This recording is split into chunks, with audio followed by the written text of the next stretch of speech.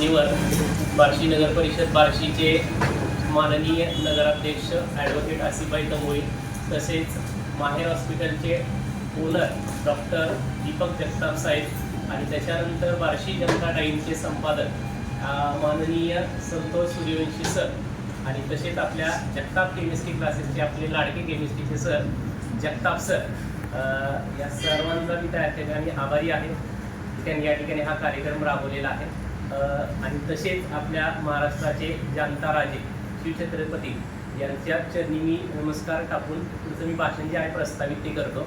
ह्याच्यामध्ये असं आहे की आज आपण रविवारी आपले जे HSC बोर्ड आणि त्यानंतर जे आपलं MST CET जे गुणवंत विद्यार्थी आलेले आहेत त्या गुणवंत विद्यार्थ्यांचा आज आपण या ठिकाणी सत्कार समारंभ ठेवलेला आहे. त्यासाठी आपल्याला हे उपस्थित असणारे अध्यक्ष आणि मान्यवर आहेत. याच्यामध्ये मी सर्वांना असं सांगू इच्छितो की या सर्वांचे आत्ता तुम्ही मार्क्स ऐकले असतील. या सर्वांनी वर्षभर खूप कष्ट केलेले आहेत.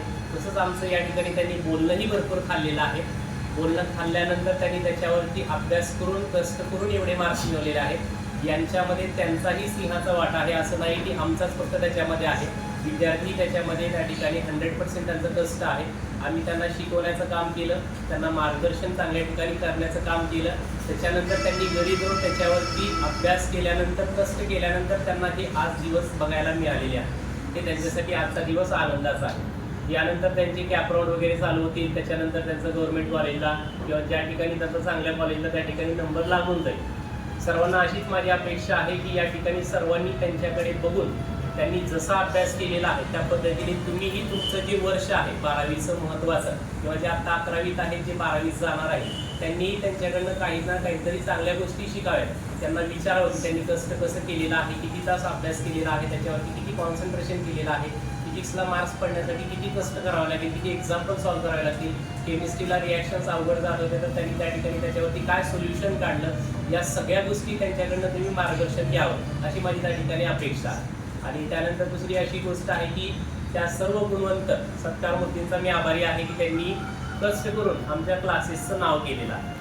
तुम्ही कष्ट केल्यामुळे आमच्याही क्लासेसचं नाव होतं आहे, आमचं तर नाव होतं आहे, तुमचंही नाव होतं आहे, पण त्या पद्धतीने बाकीच्या पण पिढीचे विद्यार्थी आहेत जे येणारे 12वीचे विद्यार्थी आहेत त्यांनाही चांगलं मार्गदर्शन त्या ठिकाणी मिळतं. तर सर्वांनी त्यांच्याकडून काही ना काहीतरी चांगल्या गोष्टी घेऊन पुढच्या वर्षी आम्हाला यापेक्षाही डबल टिबल विद्यार्थी या ठिकाणी सत्कारासाठी लाभावे अशी मी तुमच्या सर्वांकडनं अपेक्षा करतो. सर्वांनी तेवढं कष्ट करावे आणि तेवढे मार्क्स मिळावे ही अपेक्षा मी तुमच्याकडनं ठेवतो. ठेवू का नको? पाडणार आहेत का मार्क्स? करणार ना अभ्यास? त्यांना आता 95, 98 पडले, तुम्ही 100% मिळवून दाखवायचे. किती मिळवून दाखवायचे? आणि सर्वांसमोर या सत्कार म्हणजे आपले जे माननीय पाहुणे आहेत प्रमुख पाहुणे सगळ्यांसमोर सांगतो, जर कोणाला 100% मार्क्स पडले तर मी आज तुम्हाला या ठिकाणी स्कूटी जाहीर करतोय किंवा टू व्हीलर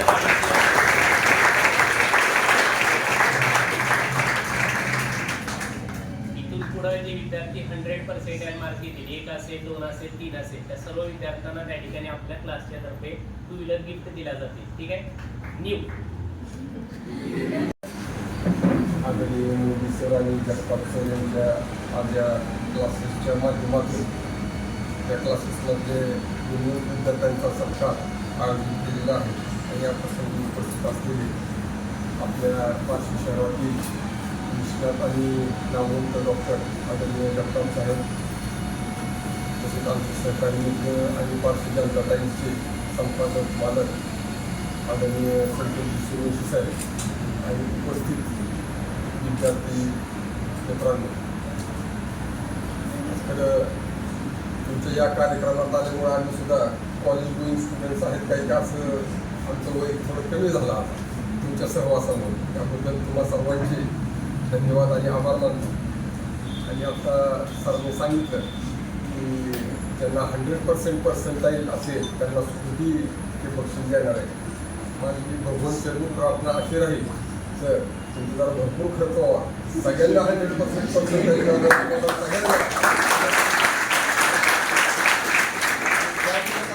सगळ्यांना आवर्जून बोलवा आणि त्यावेळेस आवर्जून उपस्थित राहू. आता सरांनी सांगितलं की आमचं काही अनुभव सांगावा. मित्रांनो, 10वी झाल्यानंतर मी सुद्धा 11वी 12वी सायन्सला ॲडमिशन घेतलेली होती. असू नका फक्त आणि 12वी झाल्यानंतर पुन्हा आर्ट्समध्ये आलो.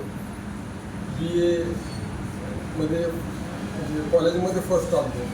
BA नंतर प्राध्यापक व्हायची संपूर्ण इच्छा होती, परंतु आमचे वडील हे वकील असल्यामुळं आणि वकील हा एक नोबेल प्रोफेशन असं मानलं जातं सर. म्हणजे आमचं डॉक्टर साहेब वकिली व्यवसाय हा सुद्धा म्हणजे equally competitive medical profession Nobel profession असल्यामुळं आम्ही LLB पुण्याला सिम्बायसिसमध्ये केली. तरी म्हणजे फर्स्ट क्लासमध्ये पासून बार्शी कोर्टामध्ये प्रॅक्टिस केली. तर या निमित्ताने एवढं सांगू इच्छितो की मार्क्स मिळवणे वगैरे सर तुम्ही प्रत्येकाने हार्डवर्क जर केलं, डिव्होशन करून कुठलंही जर काम केलं तर nothing is impossible in this world. सगळ्यांनी हार्डवर्क केलं तर नक्कीच यश आपल्याला मिळत असतो. आणि तसं हार्डवर्क डिव्होशन करून आपण अभ्यास करावा. आणि अजून एक नम्रतेची विनंती, सर्व पालकांनी सरांनी या तुमच्याकडनं अपेक्षा ठेवलेली असतील. तुम्ही तुमच्या हार्डवर्कमध्ये कधी कुणी कमी करत नसतो, परंतु शेवटी मार्क्स पडताना कुणाला जास्त कुणाला कमी पडत असतात. तर त्याच्यामुळं कुणी डिप्रेशनमध्ये जाऊ नका, नाराज होऊ नका, एवढीच मी विनंती करतो. कारण जीवन हे अमूल्य आहे. तर पुढच्या तुमच्या भविष्यासाठी मी तुम्हाला खूप खूप शुभेच्छा देतो. Wish all the best in your life, in your future and in your career. Thank you very much. आदरणीय व्यासपीठ, जगताप सर आणि VIP क्लासेसचे मोदी सर आणि इथे तुम्ही जमलेले सर्व विद्यार्थ्यांनी त्यांचे पालक, सर्वप्रथम तुम्ही आदर देऊन मला इथं आज बोलवलं त्याच्याबद्दल तुम्हा सर्वांचे मनपूर्वक आभार.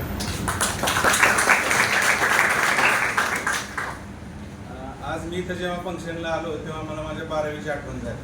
कारण 12वीला माझाही असा सत्कार झाला होता.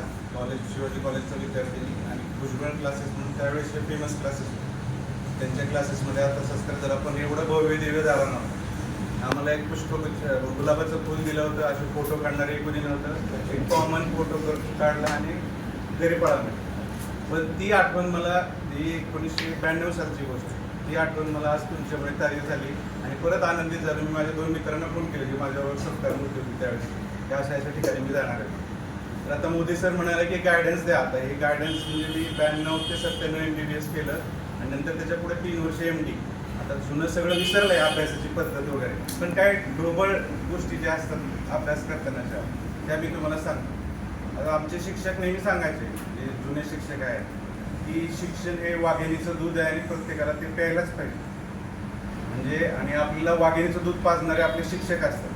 त्यामुळे शिक्षकाला सगळ्यात महत्त्व देणं खूप महत्त्वाचं आहे. आपण शक्यतो काय करतो, आपलं वय असं असतं की काही टीचर काही वेगळा वागला किंवा काही वेगळात्मक करला की आपण त्याची चेष्टा करतो, हसतो. माझाही मुलगा आत्ता 12वीच्या नीटच्या एक्झामला आहे. तो पण कधी कधी मला फोन करतो, बाबा हे टीचर असेच करतात, ते जरा विचित्रच आहे. मी त्याला एकच वाक्य सांगतो, शिक्षक हा तुझा खरा पहिला गुरु आहे.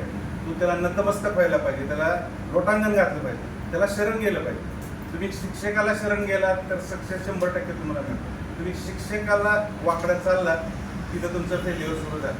शिक्षक आणि आई वडील अजिबात त्यांच्या विरोधात जायचं नाही.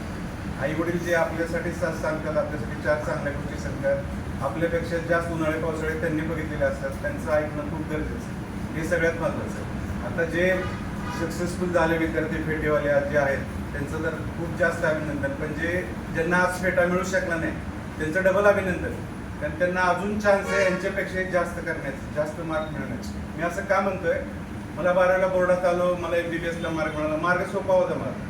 आणि मला कोणी सांगितलं होतं तुला डॉक्टरच व्हायचं. माझ्या आई वडिलांनी पहिल्यापासून 1ली 2री शाळेत पहिला नंबर आला. एक तर त्यावेळेस डॉक्टर किंवा इंजिनियर हे 2च प्रोफेशन माहीत होतं आमच्या वेळेस. एक तर तुला डॉक्टर व्हायचं किंवा इंजिनियर व्हायचं. आणि शाळेत पहिला 2रा आला, 7वी 8वीपासून घरच्यांनी सुरूच केलं, तुला डॉक्टर व्हायचं, तुला डॉक्टर व्हायचं. आणि आता आपण आपले यादव डॉक्टर म्हणून समाजातले खूप मोठे डॉक्टर आहेत, त्यांचा आदर्श घेऊन डॉक्टर व्हायचं, त्यांच्याकडे बघून डॉक्टर व्हायचं. असं वडील माझ्या मनावर बिंबवायचे काय, मग ते माझ्या मनात होतंच. आणि नंबर लागला की आयुष्याची सुरुवात आहे. नंबर लागला म्हणजे आपण खूप काही मिळवलं असं काही नाही. आपल्यासारख्या हजारो करोडो विद्यार्थी असतात, आपल्यासाठी अभिमानाची गोष्ट असते. मग तिथं कुणी थांबून चालत नाही की आता मी माझ्या प्रोफेशनल कोर्सला ॲडमिशन घेतलं किंवा इंजिनिअरिंगला ॲडमिशन घेतलं किंवा काय B फार्मसीला ॲडमिशन घेतलं, D फार्मसी घेतलं. तिथं थांबून चालत नाही. तुम्हाला प्रत्येक वेळेस प्रत्येक वर्षी कष्ट करावंच लागतं. कष्टाला पर्याय नाही. आणि कष्टाबरोबर 3 गोष्टी लागतात, इंटेलिजन्स, हार्डवर्क आणि माइंडसेट. सो माइंड कसं आहे, ह्या तिन्ही काय महत्त्वाचं आहे तुम्हाला काय वाटतं? इंटेलिजन्स, हार्डवर्क की माइंडसेट? Very good. माइंडसेट खूप महत्त्वाचं आहे. कितीही पेपर तुमच्यासमोर अवघड आला, वाचलेला जरी नसला आणि तुम्ही माइंडली जर काम असाल, बंधू भगिनीनं प्रमाणाचं माझं वेळ नाही. तर बंधू आणि भगिनीनं आज आपण या ठिकाणी यशवंत गुणवंत विद्यार्थ्यांचा सत्कार करण्यासाठी जमलो. गेल्या वर्षी हे जे फेटेधारी आहेत त्यांनी खूप बोलणं आमचं खाल्लं, बरं आहे, आणि त्यांनी आज यश संपादित केलं. काय काय विद्यार्थ्यांना तर आम्ही हातून उठ बाहेर हो ह्या भाषेत बोललो, बरं आहे, आणि त्यामुळे आज एक त्यांनी चांगली यश संपादित केलं. मी जास्त काय बोलत नाही. तर आपल्याला पुढच्या वर्षी आता मी काही स्कूटी येणार असं म्हणणार नाही, कारण अध्यक्षांचे भाऊ आहेत मोदी सर, त्यांनी स्कूटी द्यायचं फायनल केलं आहे. आता माझ्या भावाने दिल्यानंतर एकाच घरातून 2-2 स्कूट्या जातात, खर्च वाढतो. बरं, त्यांनी सांगितलं त्यांनी स्कूटी देतील. त्यांनी सांगितलं जेवढ्याही विद्यार्थ्यांना 100 मार्क ते सगळ्यांना स्कूटी आहेत. बरं आहे, तर सगळ्यांनीच आता मलाही थोडंसं जास्त काम करावं लागेल, जास्त टेस्ट वगैरे घ्यावं लागतील, जास्त तुमच्याकडे अभ्यास करून घ्यावं लागेल. आणि पुढच्या वर्षी इथं न कार्यक्रम देता स्कूटी द्यायचं म्हणल्यावर ग्राउंड घ्यावं लागेल. यशवंतराव हॉलमध्ये आपण पुढच्या वर्षी हा कार्यक्रम घेऊ.